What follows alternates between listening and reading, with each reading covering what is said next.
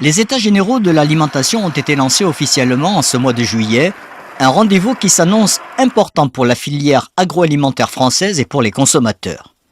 Ces derniers sont en quête de produits de qualité, comme semble le confirmer la tendance actuelle, à savoir le développement partout en France des circuits courts. Alors je vais servir un petit peu. Moi j'ai fait un petit peu mon étalage de produits des circuits courts et de la baie. Du coup je fais mon petit marché. Mais s'il y a une région qui s'est pleinement investie pour préserver l'ensemble de ses filières, c'est bien les Hauts-de-France et notamment la Picardie. Pour le chef Jacques Imaz, vice-président des disciples d'Escoffier des Hauts-de-France et véritable ambassadeur pour les producteurs locaux, privilégier les circuits courts reste essentiel. C'est quelque chose que chez nous on applique depuis longtemps, seulement on avait perdu le côté de la reconnaissance et d'expliquer aux gens les circuits courts. Aujourd'hui c'est fait, ça se met en place avec des vraies valeurs de région, donc nous c'est que du bonheur pour nous de véhiculer ces producteurs, ces éleveurs, ces pêcheurs, c'est une vraie belle démarche. Alors aujourd'hui on parle de complicité entre les chefs et les producteurs. Est-ce que pour vous cette complicité a évolué depuis de nombreuses années, ou est-ce que justement avec le développement du circuit court ça a modifié un petit peu vos rapports avec ces producteurs? Alors ça a toujours existé parce que dans ma démarche j'ai toujours connu les parents qui avaient des affaires et avec lesquels on les côtoyait, mais ils n'avaient pas la notion des circuits courts, pas la notion de marketing. Et aujourd'hui on a les enfants qui reprennent les affaires, eux sont aussi volontaires pour faire du circuit court, mais en plus ils ont la jeunesse, ils ont l'explication, et c'est que du bonheur de les recevoir ou de nous aller les voir, d'expliquer aussi ce qu'ils font, pourquoi ils le font, que ça va durer qu'un moment, ils vont passer à autre chose après. Donc on s'aperçoit que ce discours-là fait qu'on est dans la durabilité, on arrive à donner un travail à quelqu'un parce qu'on va le faire travailler. À un moment donné, la saison se termine, il attaque sur autre chose. Je ne vais pas dire qu'il y a un multi-emploi, mais c'est important de connaître les gens du territoire pour que les gens restent sur le territoire. Il y a des gens passionnés qui ne recherchent pas la reconnaissance, mais qui veulent en vivre et qui veulent en vivre bien sur leur propre territoire. Et pour faire connaître auprès des consommateurs cette filière de distribution, l'association Betsom Zéro Carbone multiplie les actions, comme par exemple un marché dégustation où les clients, les touristes, les gens de la région peuvent venir déguster des suggestions, des petites dégustations, entrées froides et entrées chaudes, que les chefs de l'association Betsom Zéro Carbone, qui sont des chefs de la région, donc plusieurs chefs, qui cuisinent ensemble en intelligence collective pour valoriser la pêche en circuit court. Et je pense que les gens sont heureux, et ce qui est surtout, moi, ce qui me rend heureux, c'est que les gens écoutent notre discours. Donc en fait, de faire des discours dans des journaux, c'est bien beau, mais les gens n'ont pas tellement le temps de le lire. Mais là, en fait, ça rend vivant notre démarche. Et les gens sont heureux parce qu'en fait, ils rencontrent les producteurs, les pêcheurs, comme je vous dis, les restaurateurs. Et donc, entre eux, ils ont une convivialité, ils peuvent discuter sur notre richesse de notre territoire qui est merveilleux. On a énormément de choses à découvrir, et pas que de la terre, et aussi de la mer. On cuisine ensemble, on partage notre plaisir des bons produits. Il n'y a qu'à partir de bons produits qu'on Autre amplificateur, l'émission Cuisine Ensemble diffusée sur France Bleu Picardie. Cette dernière fait la part belle à la cuisine et aux recettes et permet ainsi de mieux connaître les producteurs et les chefs. Toutes ces démarches citoyennes ont permis sans aucun doute d'interpeller les responsables politiques de la région Hauts-de-France qui ont bien compris les enjeux économiques en lançant de leur côté, en concertation avec les différents acteurs, l'opération « Je mange local et vous ».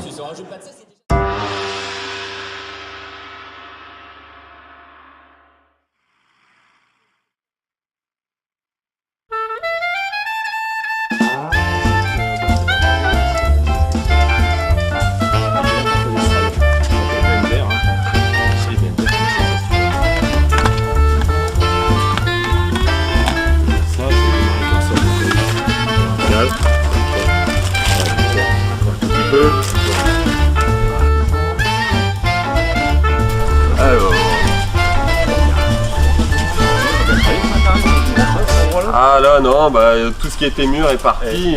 J'aurais peut-être dû arriver un peu plus tôt pour cueillir moi-même mes fraises. Oh, il va bien en avoir un petit peu. Ouais. Ah oui, ça y est, je les vois là-bas dans le Tu vois, elles arrivent. Ouais. Donc là, on arrive sur de la Mara des Bois. Ouais. Et donc, tu vois, il en reste. Ouais, la belle, la rouge. Ouais. Et puis elles sont belles, j'aime bien un peu cette taille-là parce que On peut les mettre entières, voire même en demi, on retrouve le produit. Être très grosse, moi à la limite, ça m'intéresse pas trop. C'est l'avantage de la Mara des Bois, qui reste toujours une petite fraise. Tu m'étonnes qu'on est en bonne santé, on mange des produits à pleine maturité, c'est le bonheur ça. Exactement. Ouais.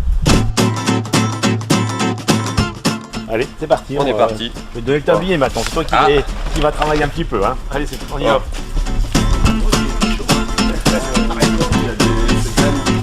On essaye de tempérer à 25 degrés. Tu vois Damien, on va faire un... Comme il fait bon, en plus les fraises elles sont bonnes et sucrées, avec les fraises on va faire un cocktail de fraises à l'estragon. Et on va faire une petite crème chantilly, une vraie crème chantilly qu'on va mettre par-dessus. Puis ça va se déguster à l'appareil comme un smoothie. Okay.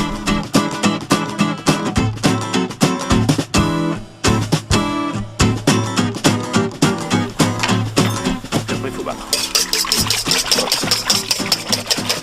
Tu vois déjà, ça mousse comme ça. C'est ok, tout doucement. C'est le bruit de la... Ouais. Donc là c'est un cul de peau, il faut que tu ailles vraiment au fond. Ouais. Et tu remontes. Comme avec un batteur électrique. Ouais. Toi déjà le bruit c'est le même. Donc là c'est nettement mieux. Ah, je me concentre. Hein. Ah ouais, vas-y. Là je vais mettre un peu de sucre. Moi j'avais des départs, sucre glace. Faut pas trop le sucrer.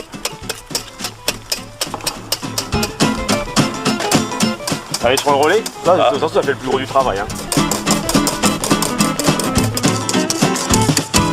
Elle est bien froide quand tu vas goûter. Ouais. Donc là, je vais pas chercher à lavar plus. Hein, parce qu'il faudra qu'on la prenne à la paille après. Ah oui.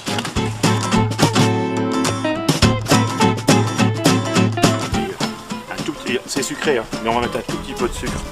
Parce qu'à un moment donné, je vais mettre de la glace filée dedans. Et comme la glace, elle est complètement neutre.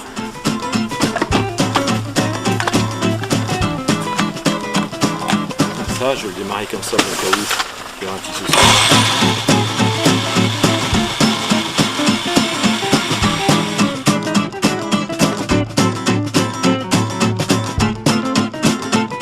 Puis après, bah, tu vois, tu prends un peu de spéculoos, une petite gaufrette que tu fais maison et tu poses dessus. Tu mets la paille pour la déco. Et après, ça peut se manger à la cuillère, ça peut se mélanger aussi. Puis ça peut se mélanger tout simplement, hein, c'est sympa. Hein.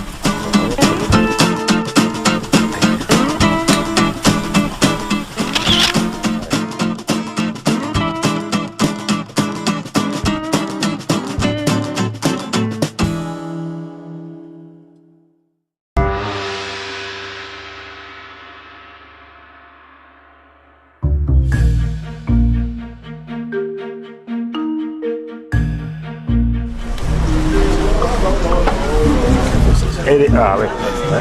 Tu les bouges comme ça là.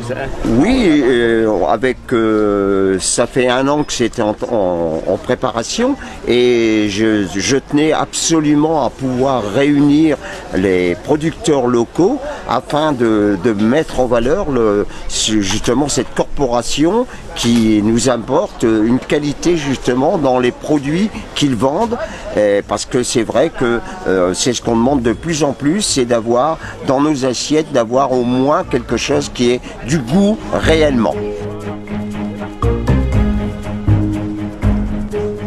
Le circuit court est indispensable dans notre secteur parce que obligatoirement nous avons largement sur la côte Picarde un grand nombre de producteurs qu'il faut le mettre en avant et il va falloir après leur faire comprendre aussi qu'en se réunissant c'est la meilleure occasion de les mettre eux-mêmes en valeur parce que tant qu'ils resteront chacun dans leur petit coin il n'y aura pas le développement réel et c'est à eux aussi de provoquer ce développement.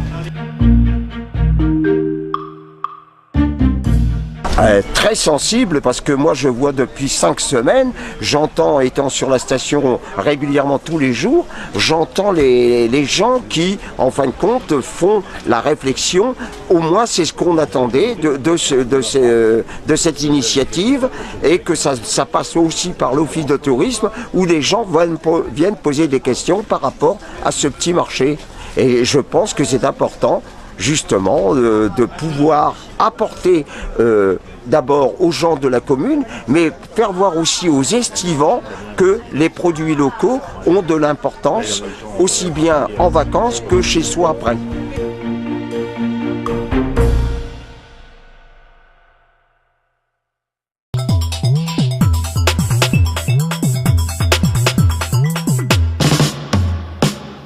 Alors, la merveille au safran, c'était une idée déjà d'acheter ton produit au départ. C'est comme ça qu'on s'est rencontrés au départ, c'était de vraiment travailler le produit et de faire différent des autres. L'objectif en fait c'était dans tout ce que je fais, j'aime bien qu'il y ait le goût originel du produit et l'objectif c'était là, c'est pour ça que j'ai fait un truc qui en dessert, parce que je voulais pas surcuire le safran, je voulais qu'il fonctionne juste en infusion pour qu'il libère en fait toutes ses essences, toutes ses saveurs. Et le but de ce dessert est là, alors elle s'appelle Merveille, mais elle aurait pu s'appeler autrement, c'est parce que ce jour-là on a tous décidé dans la salle, j'ai fait goûter en fait tout simplement et c'est la salle ici qui a décidé du nom. C'est même pas moi qui ai inventé le nom finalement.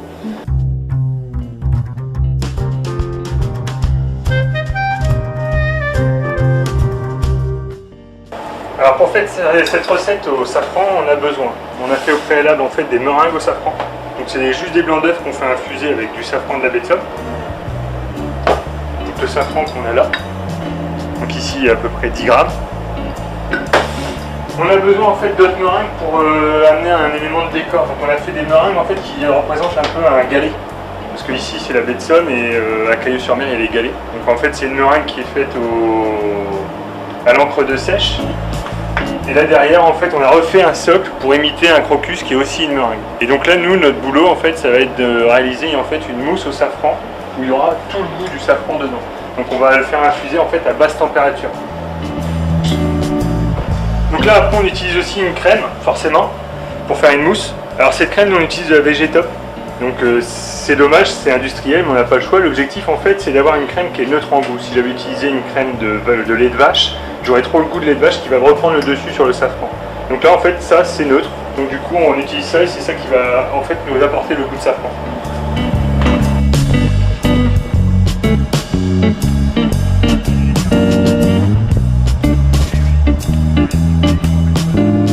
Donc là l'objectif c'est juste de le monter en fait en température. Alors pourquoi on le monte en température? Parce que c'est ce qui va faire prendre déjà la garde ne prend qu'à chaud et tout de suite après on va infuser tout de suite les pistilles de safran. Voilà, ça y est, ça monte en ébullition. Hop, tout de suite je l'arrête. Et en fait là je vais rajouter mes pincées de safran. Donc c'est la phase primordiale en termes de quantité. Ça commence déjà en fait à donner une couleur. L'objectif là c'est le goût. Voilà. Donc là on laisse refroidir sur le côté. Et on monte la crème.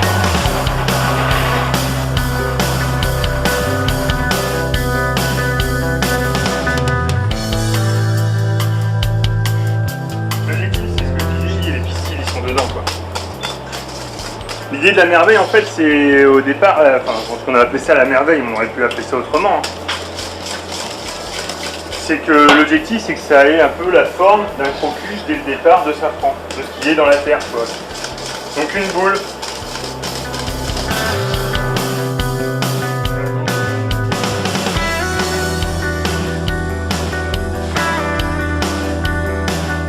Là en fait je vais mettre un point de mousse qui va me permettre de bloquer mon support.